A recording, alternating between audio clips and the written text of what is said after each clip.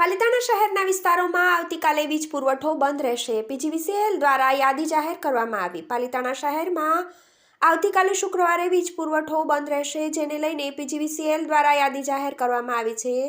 જેમાં મેન્ટેનન્સ કામગીરીને લઈને પાલિતાણા પીજીવીસીએલ દ્વારા વીજ પુરવઠો બંધ રખાશે. જેમાં સવારના 7 વાગ્યાથી બપોરના 2 વાગ્યા સુધી વીજ પુરવઠો બંધ રહેશે. જેમાં 11 કેવી ફીડરોમાં આવતા લક્ષ્મણધામ, હવામહેલ રોડ, 50 વારિયા, હાથિયાધાર, લીંબુવાડી, નવી મામલતદાર ઓફિસ, મણિનગર તેમજ Sindhi camp, Vikramnagar, Parimal, Gheti ring road, ધોબા મંડળ, બહારપરા સહિતના વિસ્તારોમાં વીજ પુરવઠો બંધ રહેશે અને પીજીવીસીએલ દ્વારા ગ્રાહકોને જાણ કરવામાં આવે છે. મેન્ટેનન્સ કામગીરી પૂર્ણ થયા બાદ તાત્કાલિક પુરવઠો શરૂ કરાશે. ત્યારે આવતીકાલે સવારે 7 થી બપોરના 2 વાગ્યા સુધી વીજ પુરવઠો બંધ રહેશે, જેની પીજીવીસીએલ શહેરના નાયબ ઇજનેર દ્વારા યાદી જાહેર કરાઈ છે.